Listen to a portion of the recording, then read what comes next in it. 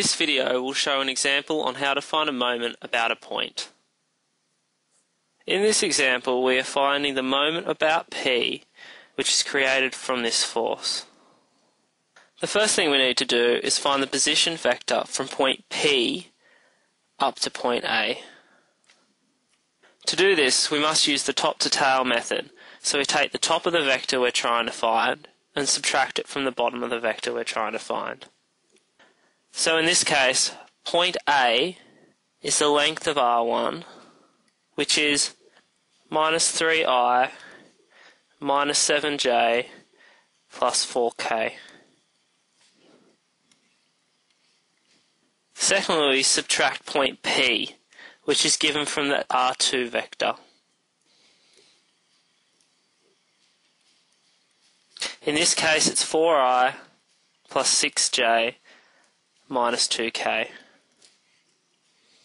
Subtracting these correctly, you should get a vector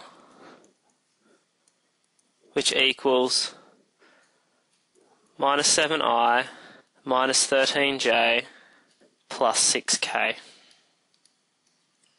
The next step is to cross the R vector which we just found with the force vector which is given. And to do this, we set up a matrix. I, J and K along the top, then our R vector, minus 7, minus 13 and 6, and then our force vector, 60, minus 30 and minus 20. The next step is to solve this determinant.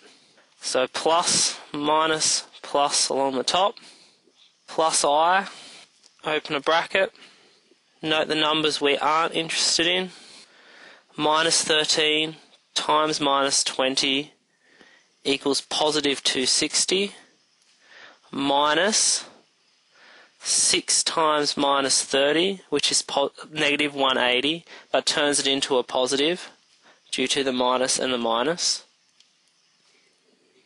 Next we have minus J. Open another bracket and look at what numbers we aren't interested in. Then we go minus 7 times minus 20, which is positive 140, minus 6 times 60, which is 360. And lastly, we go positive K. Open another bracket, look at the numbers we aren't interested in.